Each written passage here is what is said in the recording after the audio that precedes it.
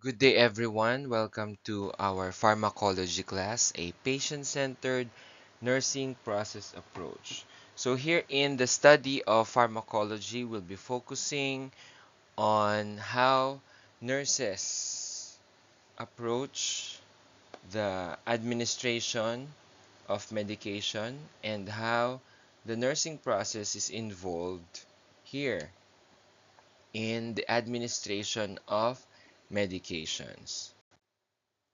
So the learning outcomes for the subject at hand will be to identify key events in the history of pharmacology, knowing how the administration of medication is done through all these years are beneficial for us as nurses because it will help us in understanding the crucial role and crucial effects of medications in the different events, different patients, and different time frames. Also, to be able to explain the interdisciplinary nature of pharmacology, giving an example of how knowledge from different sciences impact the nurse's role in drug administration. So we're talking about how the different medical fields are helping the nursing process get involved in the administration of medication, especially on how nurses would be able to help out patients, especially coming from the different fields, from the doctors or medical doctors, and also from the pharmacists themselves. Number three, outline the major differences between prescription and over-the-counter drugs. How do they differ? How do they give support to our patients, and how accessible they really are in day-to-day basis of needs. And lastly, explain the four phases of approval for therapeutic and biologic drugs. There are four phases, and each phase would help us understand how the medications function and how the medications from the prototype part or the orphan drug part would become accessible if and only if it is acceptable to different agencies in the government. Now let's start. Here are some of the fundamental concepts of pharmacology. We need to understand each terminology so that we'd be able to learn more and learn properly the subject pharmacology. So pharmacology is the branch of science that deals with the study of drugs and medication. So we're talking about how it works in the body, its composition, how it functions inside the body when it is absorbed, the actual usage, and if it's showing signs of toxicity or poisoning to the patient. And if not, then it would be highly appreciated and valuable for the patients. The pharmacist then is the science and technique of drug preparation and dispersion or dispensing. We're talking about the health professionals. How do they prepare each medications, and when is the time they are to dispense the medication? How many should they dispense? And where would they rely on in terms of the dispensing of the medication? Also, it is linked to the health sciences with chemical sciences, aiming to show the importance, the safety, the effectiveness of the use of pharmaceutical drugs. So we're talking about how these things are linked together and how they are helpful for the patients, how they are effective for the patients, and how they are safe for the patients. Pharmaceutics then is the discipline of pharmacy, dealing with the process of turning either the new chemical or an old drug into actual medication, how it is useful, how it is used, how it is safe, and how it is effective for the patient. Then we have pharmacokinetics, describing the way on how the body uses the medication. We're talking about how it is moved from one place to another in the body upon absorption, either from the skin, from the mouth, from the anal area, and the different routes of medication up until the excretion once it is used. We're also talking about absorption, uh, the availability inside the body, how it is dispersed, how it is metabolized or absorbed, and if it's in excess, how it is removed from the body. So the other one will be the pharmacodynamics. We're talking about the effects of medications and the mechanisms of the medications in the body. Therapeutics then is the use of drugs in the prevention and treatment of diseases. We're talking about how the medications that we consume prevents diseases or helps in the treatment of ongoing illnesses for the patients. Toxicology then would be the adverse effects of medication. When we say adverse effects of medication, we're talking about the undesired effect of medication or the severe or life-threatening effect of medication,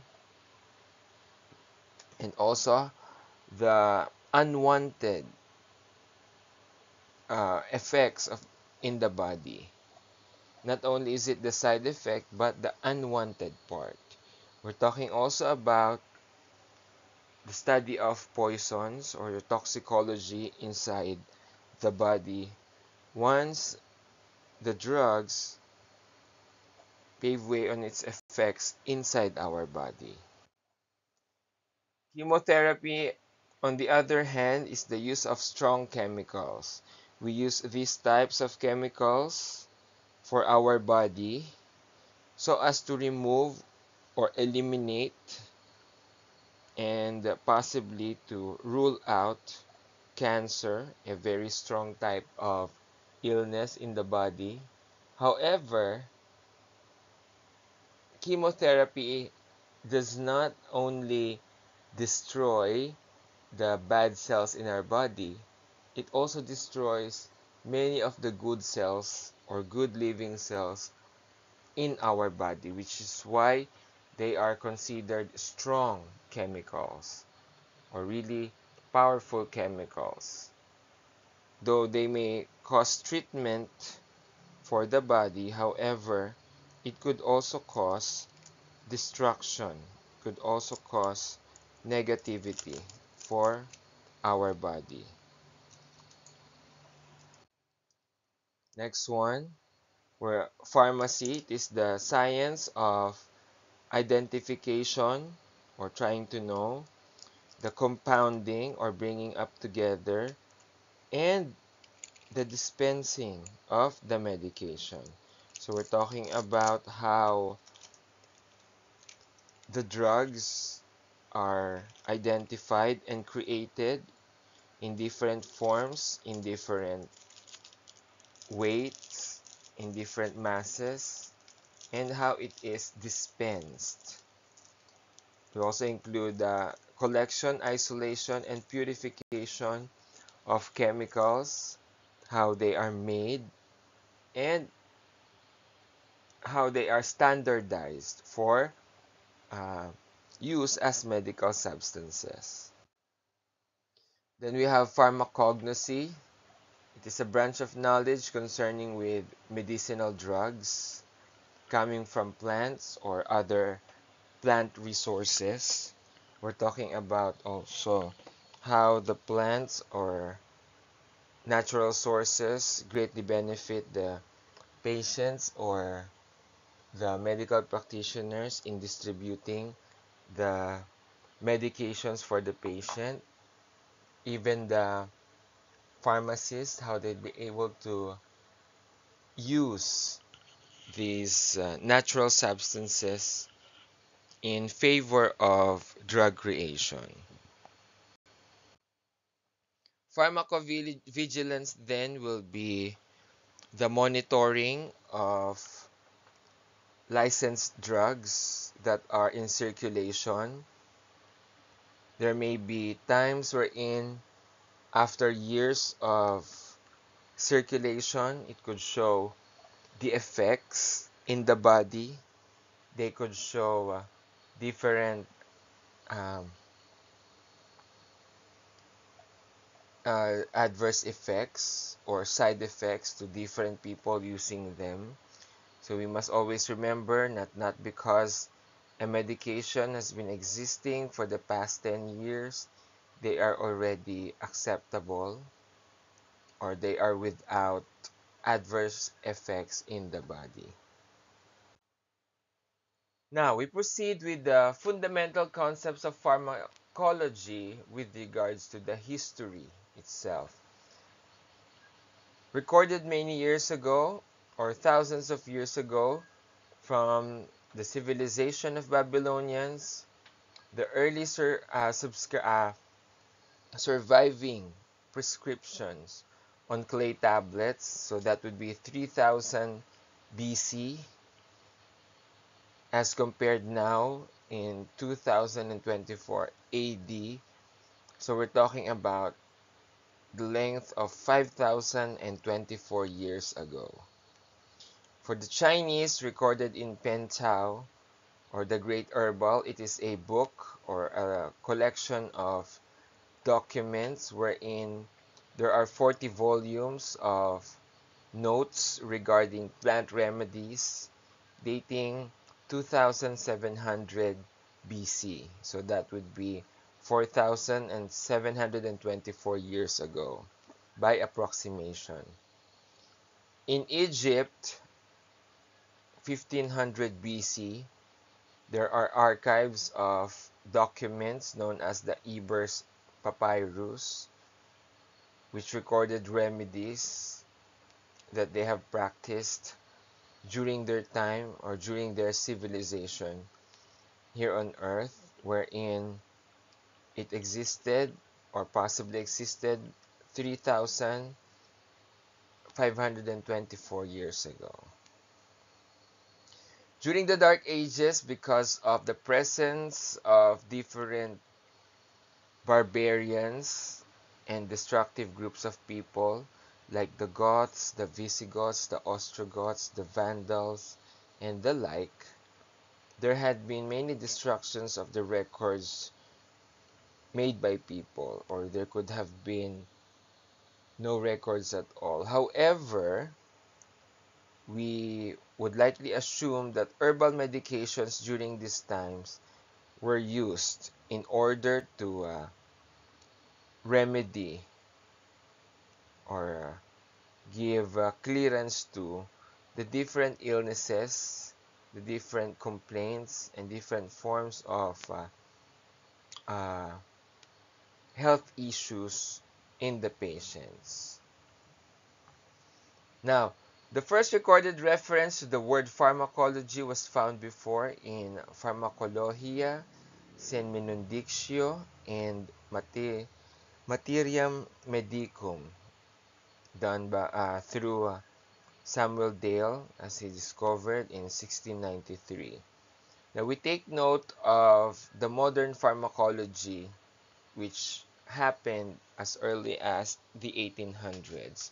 So this history of pharmacology would greatly help us understand the importance and significance of medication for us as nurses to be able to give out the needs of the patients, address out their concerns, and help in giving out the needed help or the needed response to their complaints.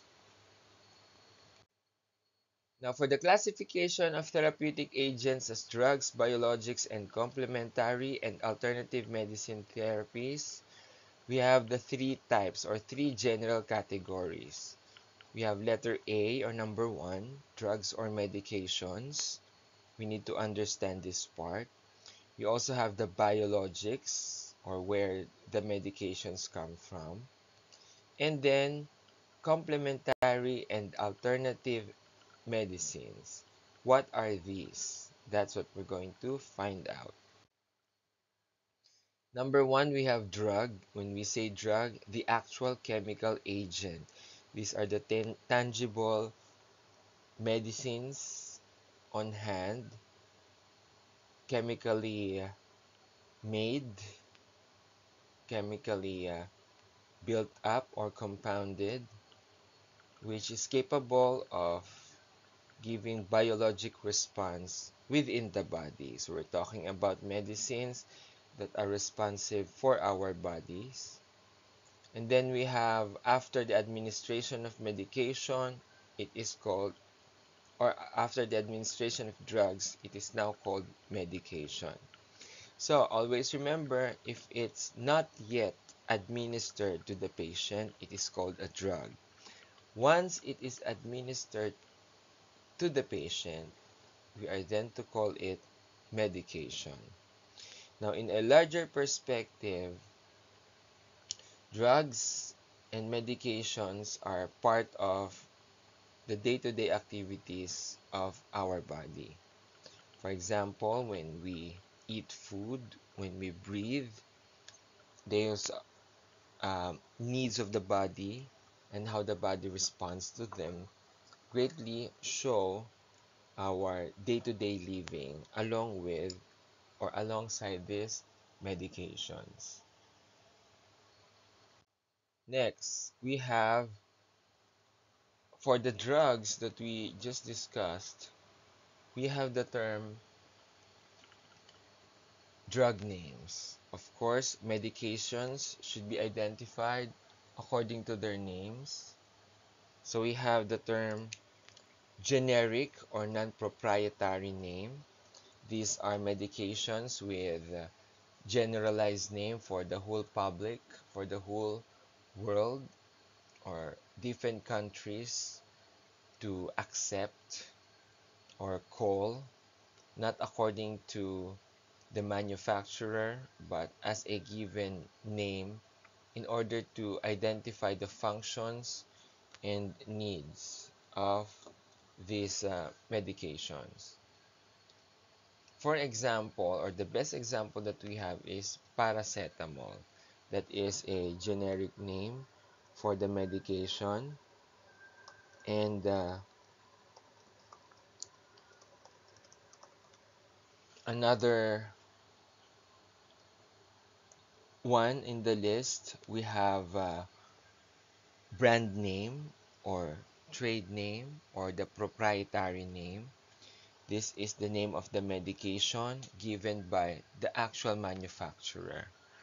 So, as we have the example, paracetamol, there could be a drug name called the Biogesic, Tylenol, another one, Panadol, for example. So those names given by the manufacturers would be called the brand name. Next one, we have the chemical name. So in here, we're talking about name of medications according to their chemical structure. So, with this thing said, there are medications that could be given only according to their name. Like for example, or chemical name. For example, magnesium sulfate. These are given for to mothers who are carrying their babies, but they currently have high blood pressure. Another one would be sodium bicarbonate, which is given to patients with very high acidic level in their stomachs, or they are having hyperacidity. Then we also have potassium chloride. This is administered to patients with depleted or low levels of potassium inside their bodies.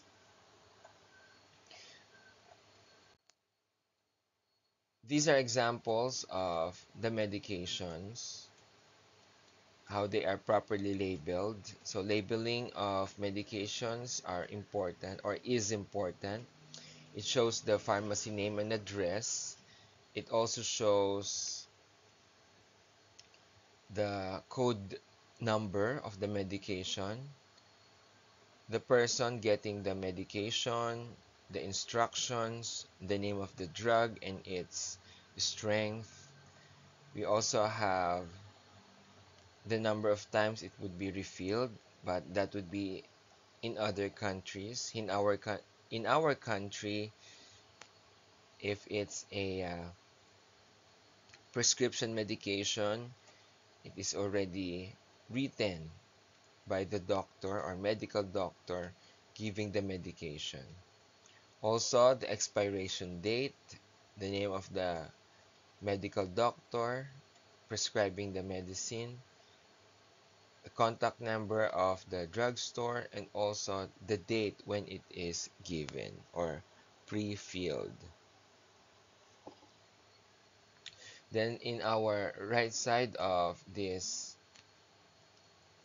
slide, we have a medication called BioFlu, or with the manufacturer's name or brand name of BioFlu, with also prescribed inscribed within the box will be your phenylephrine hydrochloride, chlorpheniramine maleate, and paracetamol. So that would be the medication or the drug put together and created by a company in which they named it BioFlu. Then we have cefuroxime. It is a type of antibiotics. It is manufactured through a vial system. It is powdered in a way so as to prevent um, immediate expiration of the medication. Another one would be another form of paracetamol wherein it is in its ampule form, liquid in nature, and it is administered also through intravenous administration. So these examples would greatly show us how the medications differ from one another and how they are manufactured and created. Now, another form of the classification of therapeutic agents, we have number two, the biologics. These are naturally produced from either animals, from the microorganisms, or from our body themselves. So we have the hormones, for example, the blood products and components. So the blood itself could be considered as medication, especially for patient with anemia.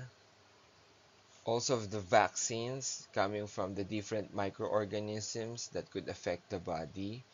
So they are either inactivated or chopped down into pieces, wherein once detected by the white blood cells, they would greatly react with these organisms in our body. Then another example, the coming from the body themselves would be, or itself would be, the stem cells, which is used for patients suffering from severe types of illnesses such as cancer. So these biologics are used in the treatment of various illnesses, various medical conditions, and various medical concerns. Now we have number three, the complementary and alternative medicine therapy. These are not exactly limited to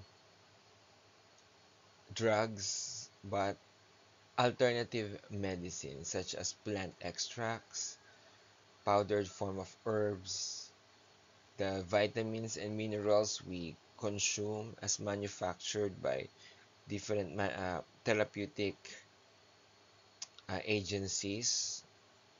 And then we also have dietary supplements should people would want to lose weight or gain weight. Then we also have unconventional techniques such as body massage, acupuncture, and biofeedbacks, or even hypnosis. Now, there are two types overall of medications or drugs. They could be considered as either prescription or over-the-counter drugs. So they are these two, the prescription and over-the-counter drugs, they are legal drugs in nature. However, they could either be prescribed by a doctor or medical doctor, or they could be bought by patients or clients in different drugstores or various drugstores. Now we'll be outlining the major differences between the two methods of dispensing drugs. Now we proceed first with prescription medications. To obtain prescription drugs, of course, there must be the doctor's orders. The patient or the immediate family member of the patient must have their or must secure first the doctor's orders in order to purchase or have the rights to purchase the medication. It is advantageous in nature because the nurse practitioner or the healthcare provider, such as the doctors, could have time to check out the patient first, determine specific medical or nursing diagnosis, and also measure out and check out the patient's current condition by monitoring first various signs or vital signs coming from the patient in order to disperse the needed amount of medication.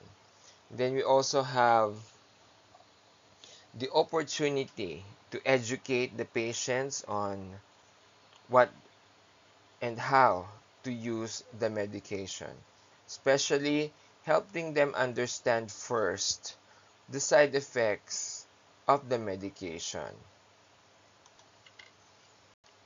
Then we have over-the-counter medication.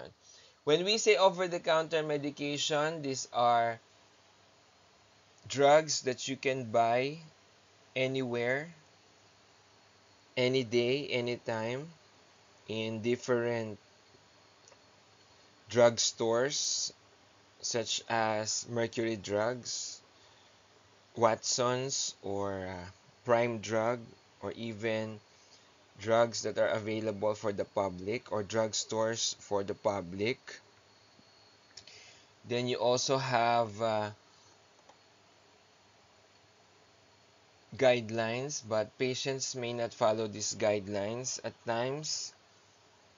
However,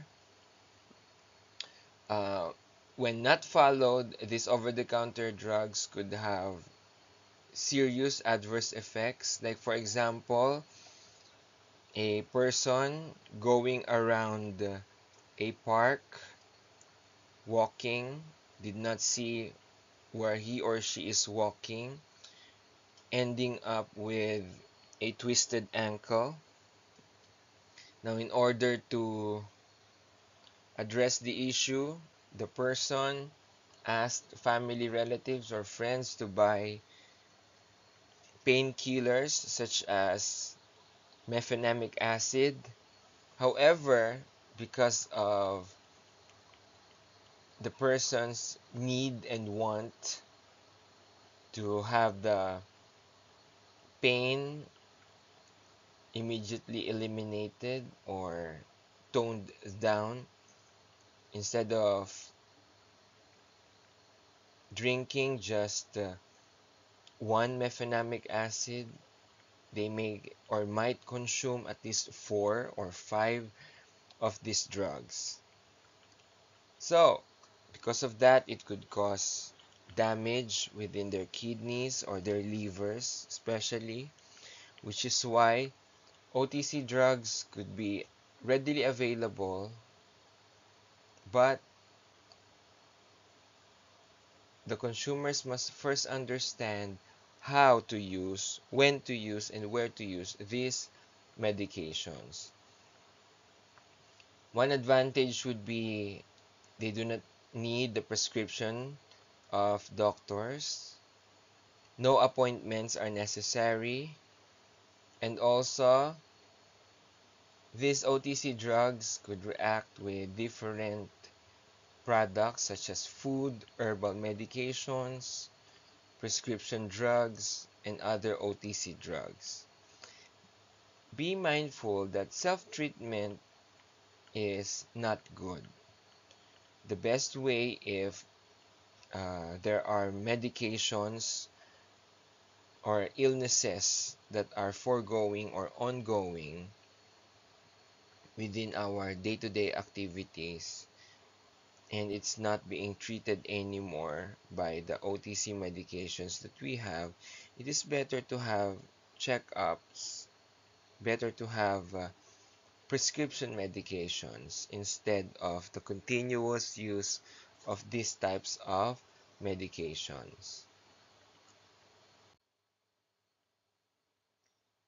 Now, on the up until 19th century, there are few standards or few guidelines so that people would be protected from uh, drug overuse or the misuse of drugs.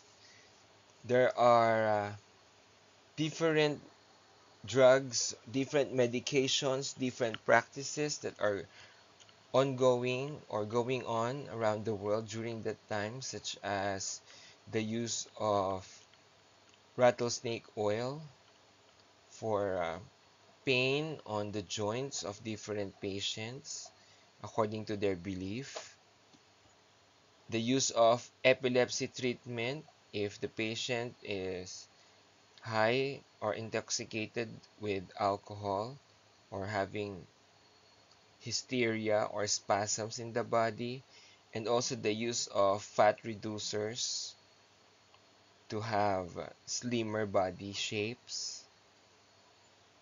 Now, we have the term pharmacopoeia. This is a list of medical references which summarizes the different drugs according to their purity, according to strength, and how they are made, or even how to use them. This one is a chart of timeline during the 1800s, which recorded the beginning of the early concerns of people for the use of pharmaceutics or medications. So we'll be going on, or we'll be discussing some of them and help you understand the importance of history in pharmacology. Now we have the role of food and drugs. We have first the Bureau, or the government organization for monitoring the different food and drugs being created and distributed around the world. So we first have our Food and Drug Administration, same in the Philippines. In the US, they have this one established uh, from the Department of Health and Human Services. A branch of the FDA will have the Center for Drug Evaluation and Research, wherein there should be control if a medication is for either prescription or for a OTC. Also, they are linked with the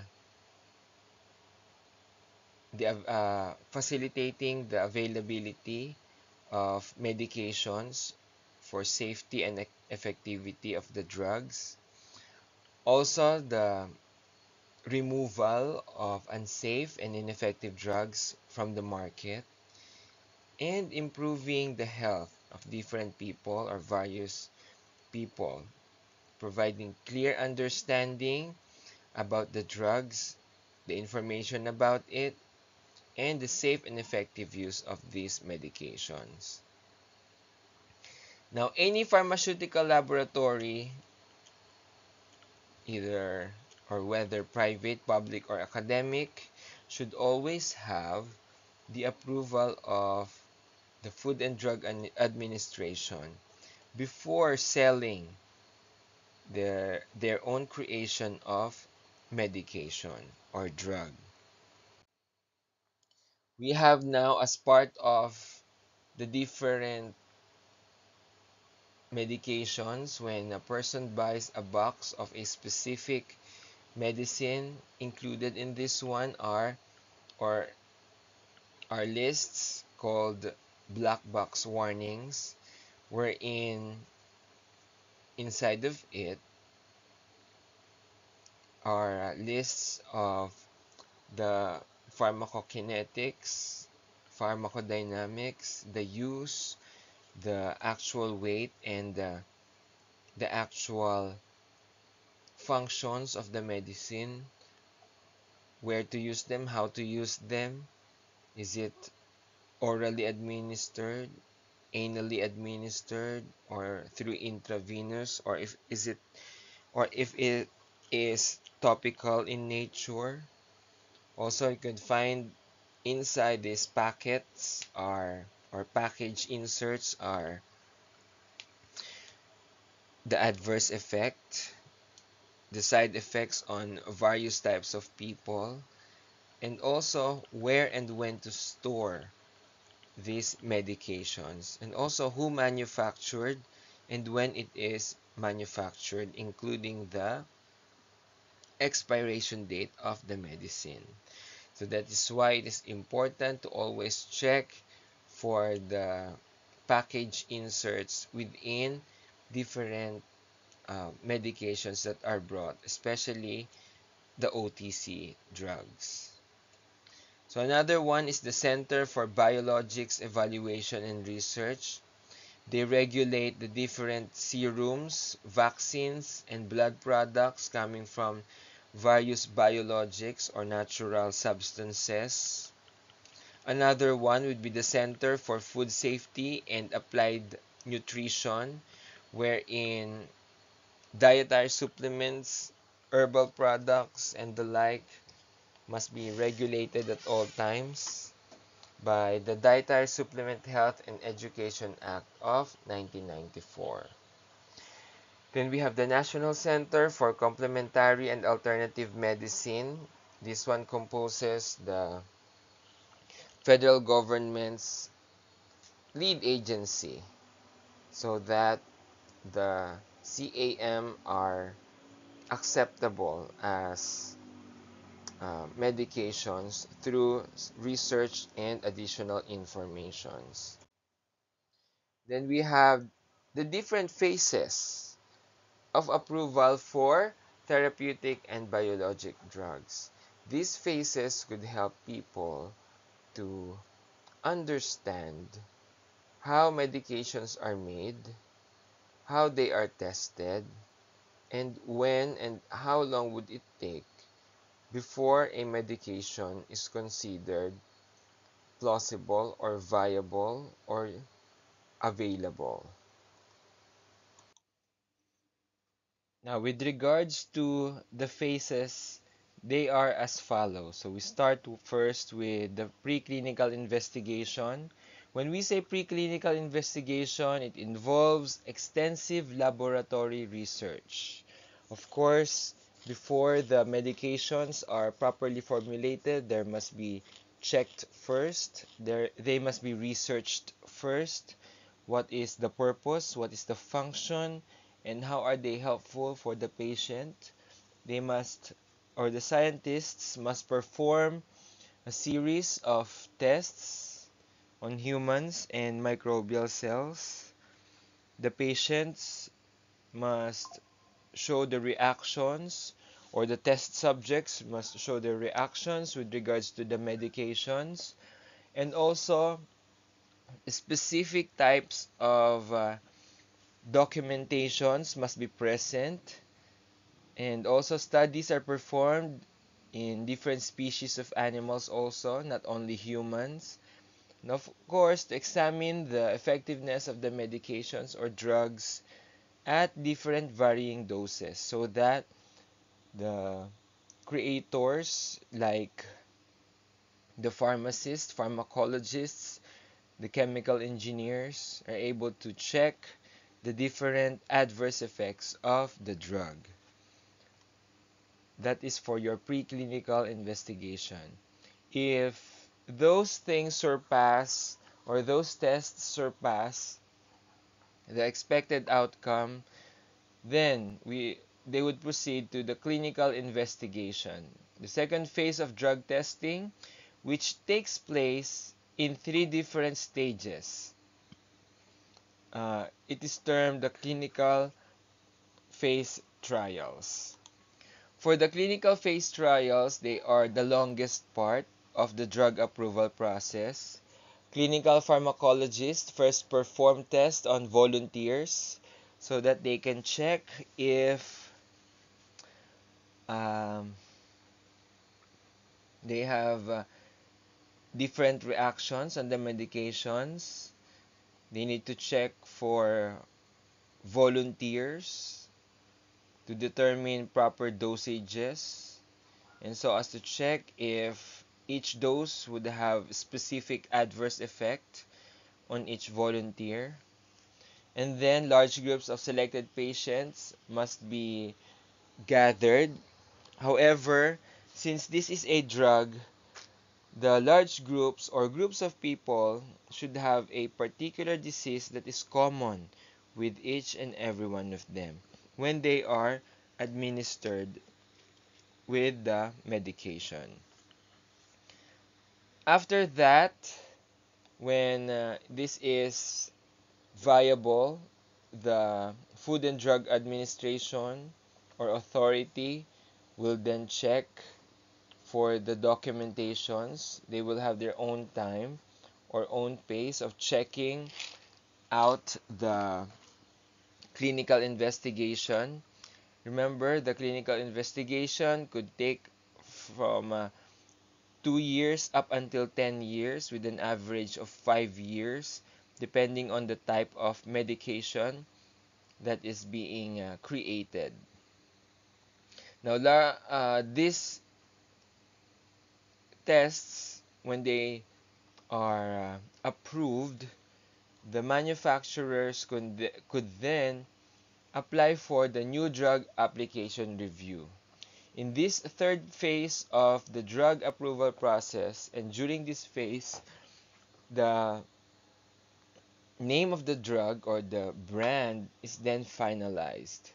Clinical phase 3 trials and animal testings may continue. It depends on the occurring results obtained from the clinical testing. And the FDA is permitted up until 6 months to check It could last up until 2 or 3 years, depending on the type of drug. And if the new drug application is approved, the process continues to the final phase. However, if the new drug application is rejected, there is a suspension on the process until noted, and the concerns are addressed by the pharmaceutical company, which is why it is important always to have your medications properly documented, properly checked, and properly recorded for the benefit of the new drug application review. And then you have your post-marketing surveillance, wherein after the drug has been approved, after the application, the final phase of the drug approval process begins, wherein the purpose of this phase is to then survey for harmful drug effects in a larger population. Remember, they started in a large group of people within the testing phase. However, this will then expand in the market where various types of people from different sectors in the world may have the opportunity to try out the medication, and also different cultures, norms, mores, and traditions may have their own chance for the medication to be present with them. So, some adverse effects take longer to appear and may not be identified until the drug is circulated to a really large number of people. And it would take, or it may even take larger or longer years or longer time for the medications to really show the adverse effects.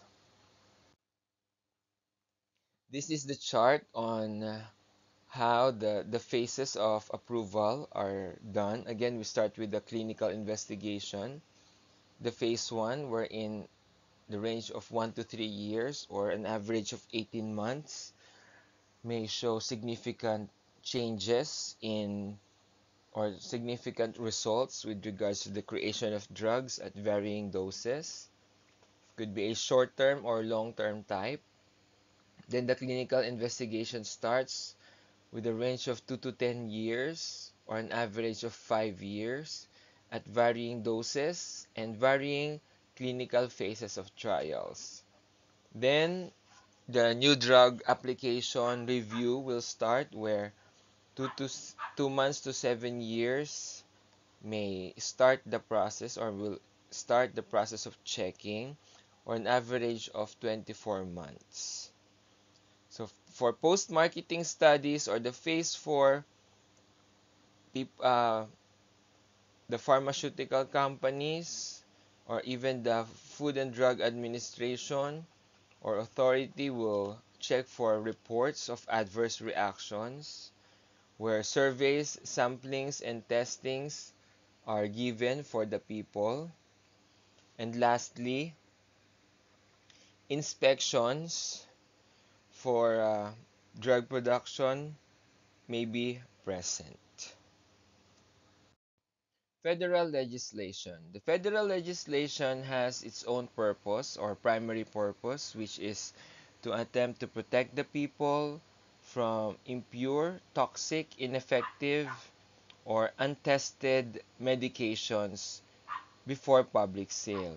Always remember that there are certain specific medications that could cause problems, that could cause dangers to specific patients, especially for those people who would like sales as much as possible without looking into the laws and regulations given by the different government agencies.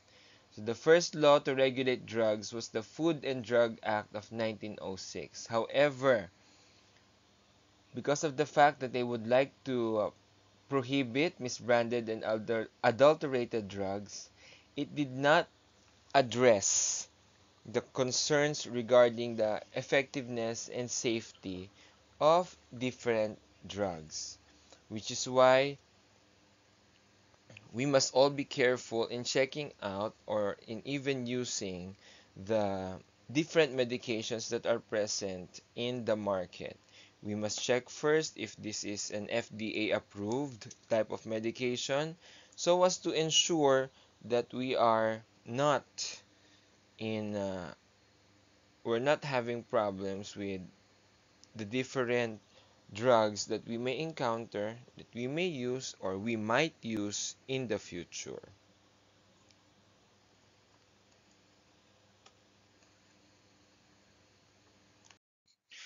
Now, in here, we have the table for schedule categories of controlled substances. These are medications that have high potential for abuse and they may cause different problems for the users and the abusers. So, rank 1 will be the strongest, wherein rank 5 will be just a strong type of medication. However, these are still dangerous drugs or controlled substances. For rank 1, the most common is the heroin, the LSD or the lysergic acid, diethylamide, and then we also have the cannabis or the marijuana and the others. Again, these substances, they have no currently accepted medical use. Some people may argue that marijuana is very useful, but not really because they have not yet surpassed the proper usage. It is just that they're making their own assumptions without doing the research with regards to these drugs. And then they have high potential for abuse, which is why it could cause dangers to the receivers.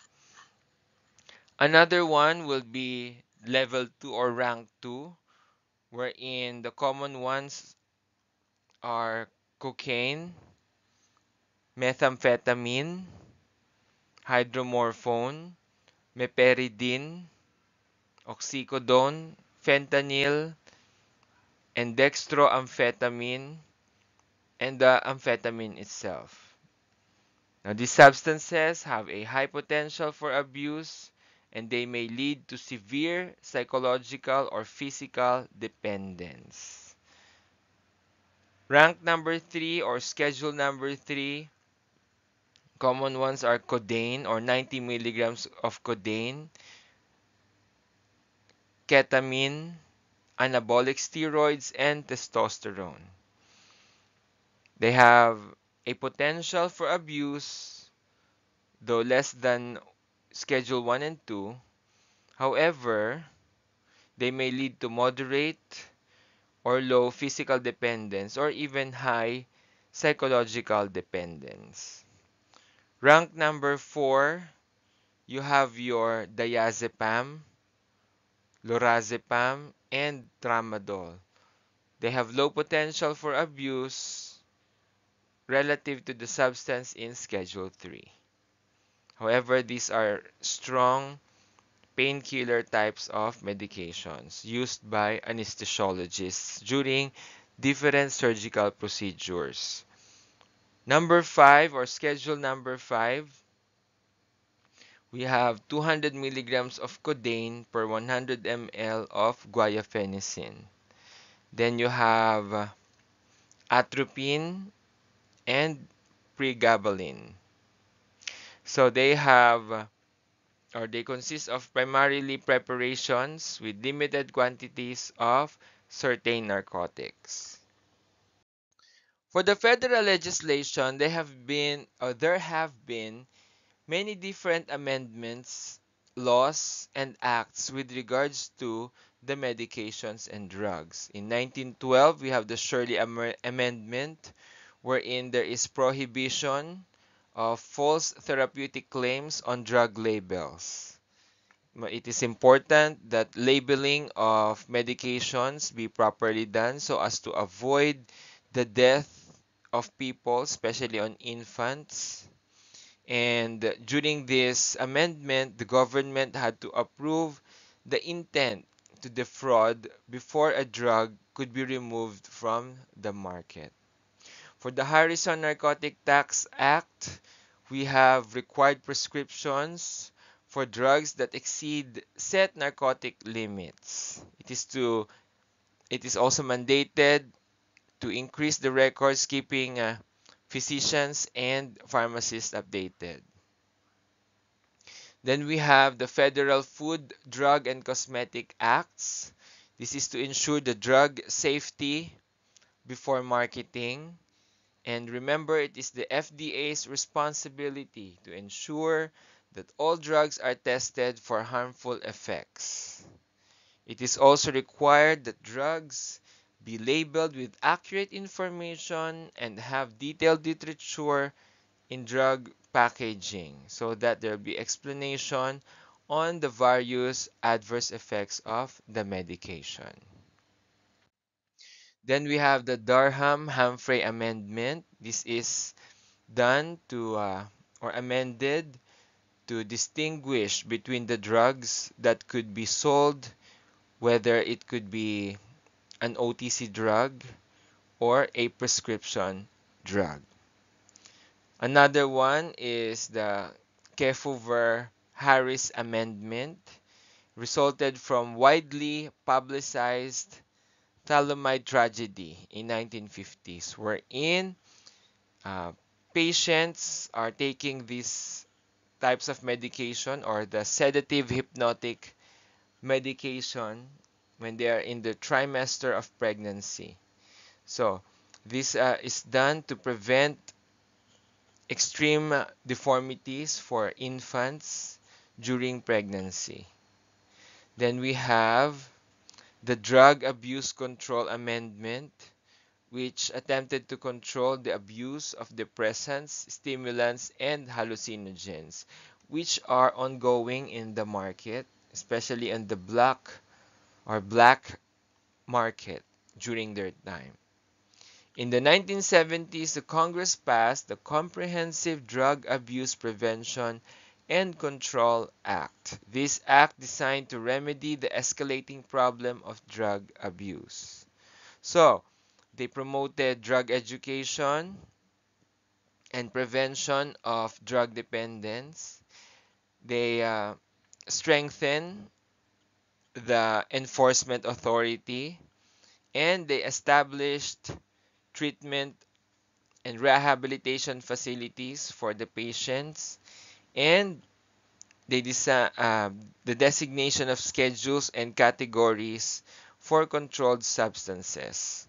Because remember, they are ranked in 5 terms or 5 schedules, and these drugs have high potential for abuse depending on their ranking. Then we have the Orphan Drug Act, which was designed to promote the development and manufacture of drugs used in the treatment of rare diseases, which is the orphan drug. The Act's 3 primary incentives are the federal funding of grants and contracts to perform clinical trials of orphan drugs or the prototype drugs, a 50% tax credit for cost of clinical testing, and exclusive rights to market the drug for 7 years from marketing approval date. So the dietary supplement, however, in 1994 is established for labeling requirements for dietary supplements and authorized the FDA to promote safe manufacturing practices. For the third one, 1996, the Health Insurance Portability and Accountability Act, or HIPAA, HIPPA, protects health insurance coverage for workers who change or lose their jobs. For example, you're working in a specific place and you have paid a significant amount on different insurance companies or insurance terms, just like the SSS or the PhilHealth or the different or other types of insurance. This will not be removed from you even when you resigned from the organization where you're currently working. The money will still remain unless otherwise the insurance is within the terms of the company. The money that you have spent or that you have paid will and must be returned to you as part of your deductions from your salary. Next, you have your Food and Drug Administration Modernization Act. You have your 5 provisions in this one, wherein there is a review, there is a test, there are clinical trial data, there are drug companies which are required to give information on off-label or non-FDA approved drug use and costs, and drug companies that plan to discontinue drugs must inform health professionals and patients 6 months before, or at least 6 months before stopping the drug production. For the Best Pharmaceuticals for Children Act, the BPCA gives manufacturers 6-month extension of patients to evaluate drugs on the market for the safety of children. The Pediatric Research Equity Act, however, authorizes the FDA to require that drug manufacturers test certain drugs for their safety and effectiveness in children. Remember that children are not small adults, they are developing humans. Hence, different drugs must be dosed properly for the benefit of the children. Now, the Food and Drug Administration Amendment Act allows the FDA to do more comprehensive reviews of potential new drugs. And of course, post-marketing safety studies and the effects on the distribution of drugs.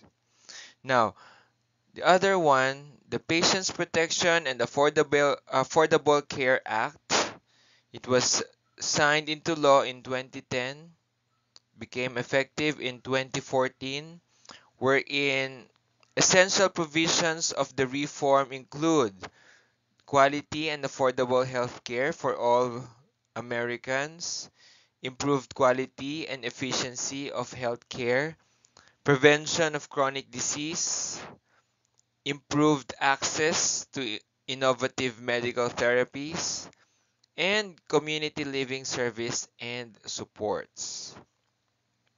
And lastly, the Food and Drug Administration Safety and Innovation Act. This one is signed on July 9, 2012. It strengthens the FDA's ability to safeguard and advance public health. For the Nurse Practice Acts, always remember that nurses cannot prescribe or administer drugs without a healthcare provider's order, except for one type of nurse, which is the advanced nurse practitioner. They have their own clinics, they have their own licenses for prescribing different medications, but in limited degrees only. Practicing nurses, always remember that the license that we have will give us the authority to help patients to recover from illnesses. However, always remember the limits of our licenses. Nurses who administer a drug without licensed provider's order is in violation of the Nurse Practice Act, wherein the licenses can be revoked. Always remember that it should be ordered first by the doctor in giving specific medications to patients, especially in the ward or in the ICU or even in the operating room and other settings in the hospital. In a civil court, nurses can be persecuted for the following reasons in terms of drug administration. Number one, giving the wrong drug, giving the wrong dosage of a drug, omitting the drug dose. Remember, the drug dose for children is different from the adult, which is why we must be careful in computing for the drug dose for children. And lastly, giving the drug in the wrong route. So we must be careful. We must always read carefully the doctor's orders.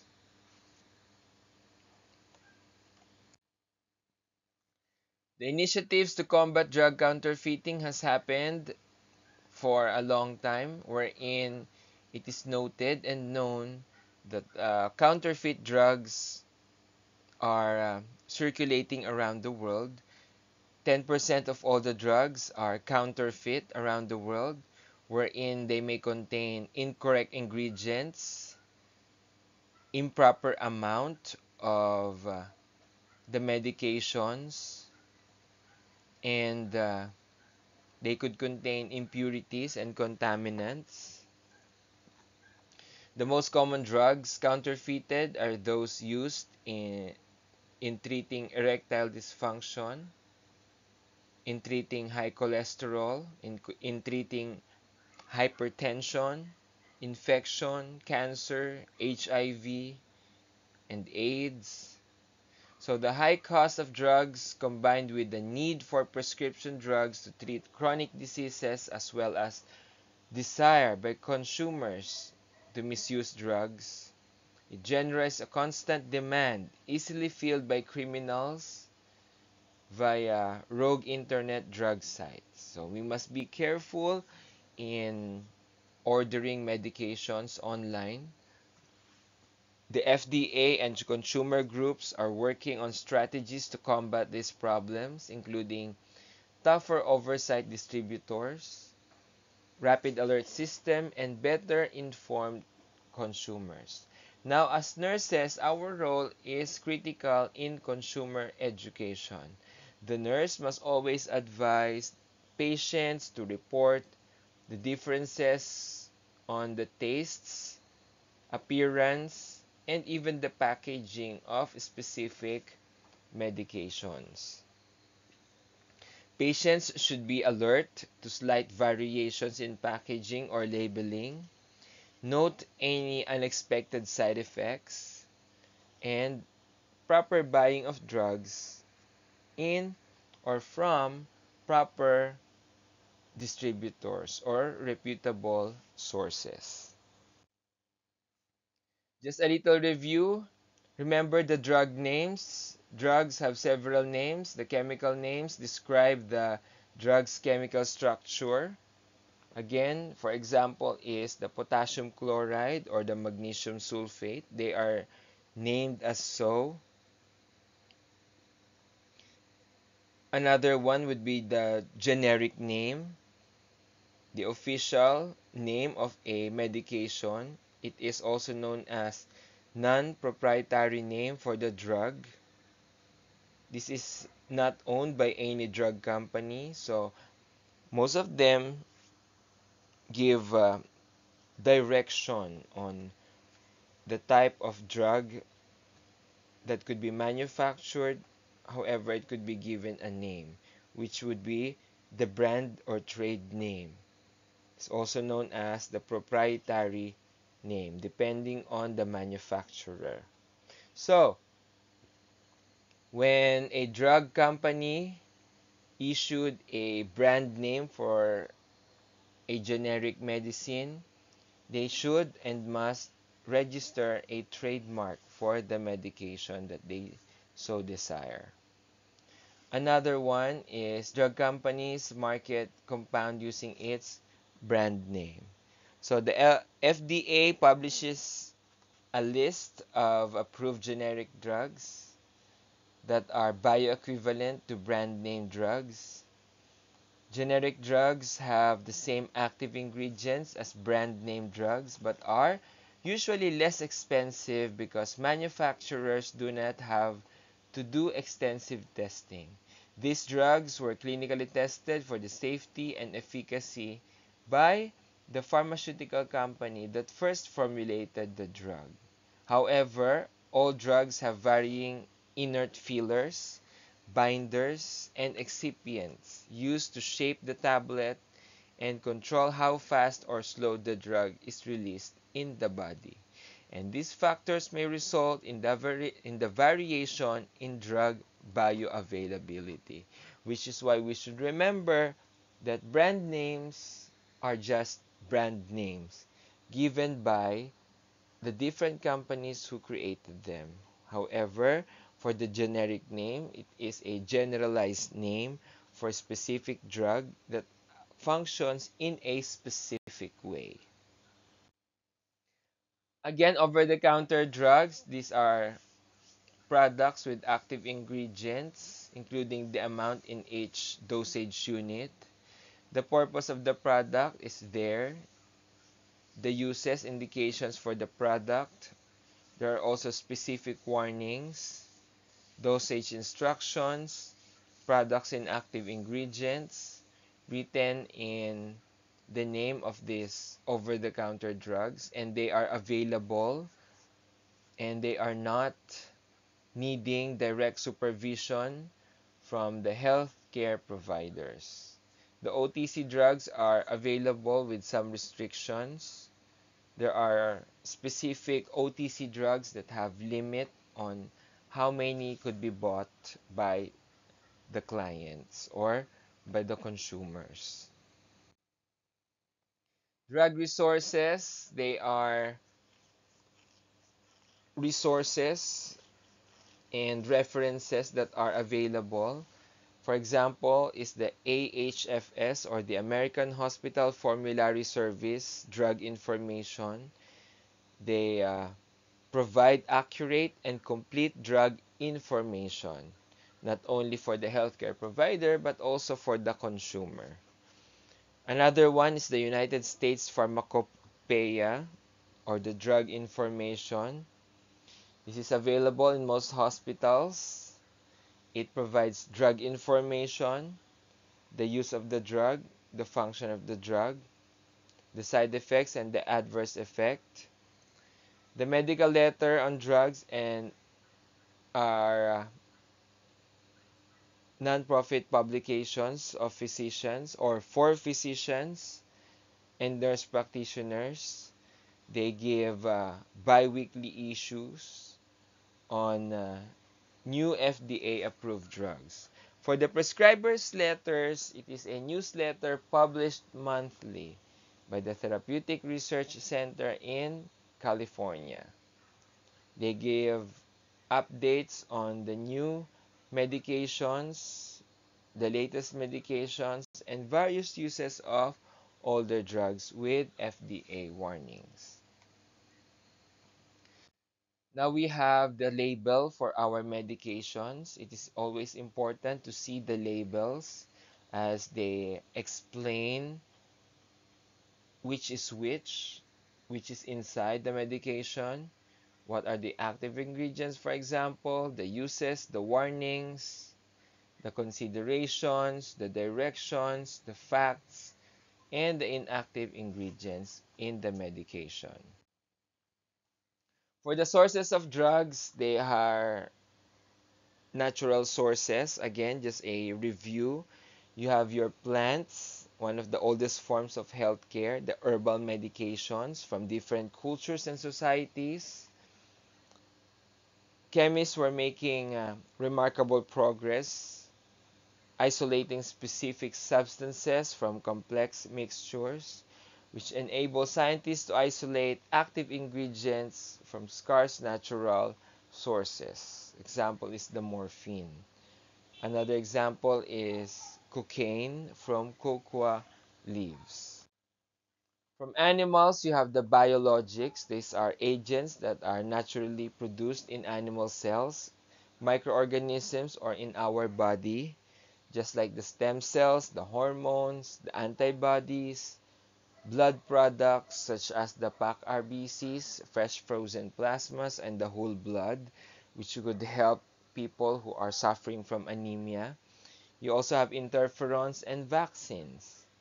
Another example is the inorganic compounds, just like the lithium carbonate and cisplatin, or the drugs that are formulated in the laboratories, such as ecstasy and moly, also known as synthetic drugs. They are stimulants that mimic the effects of cocaine. These synthetics, the examples are not medications, but those are abused drugs. Drug evaluation. It is a series of scientific tests to evaluate the actual therapeutic and toxic effects of the chemicals. What is that? We need to know if the medications or the drugs that are being created or synthesized by the pharmacists, pharmacologists, and chemical engineers are functional, they are practical, and useful for various types of patients. Now, here are the steps. We start with the preclinical trial wherein testing is done on different animals. They would note the toxicity, the different doses that they would test out, and the prediction on the effects of the drugs on humans. Also, it will reflect human response on the drugs. It may overestimate or underestimate the actual risk to humans. Always remember that preclinical trials should be well documented and it should be properly checked if the medications on various animals, various organisms are harmful. For the orphan drug, these drugs have been discovered but are not financially viable. They are to be adapted by any drug company. So these are prototypes of any forms of medication. The criteria for this one is they could lack therapeutic activity, could be too toxic, teratogenic, and small margin of safety. Always note that they could be abandoned on preclinical trials or the phase 1 of studies since they are prototypes of different medications. For this, phases of drug evaluations, once the orphan drug is tested, for the phase 1, chemicals are cleared for human testing. And these are significant for therapeutic benefits. Testing done on healthy male subjects, and companies may begin a brand name. So for the orphan drug, they could be discarded in the phase 1 and they could not or could be discontinued for the next phases. Again, they could lack therapeutic activities on humans, could be useful in animals but not humans.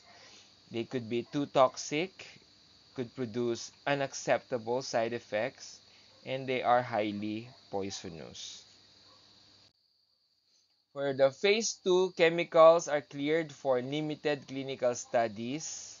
Some of them may not continue to the next criteria. Could be toxic, and unacceptable, but it would depend on the varying doses. Phase 3 still the same. However, for large scale studies, may not be advanced further depending on the type of the criteria of the patient, and also produce unacceptable side effects and unexpected responses. For the phase 4 or the last one, um,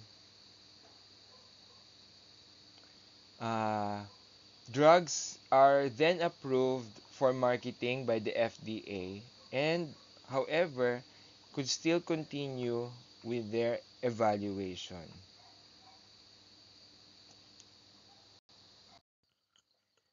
That would be all for the week 1 of the pharmacology. The dosage forms will be discussed next week for the recorded lessons.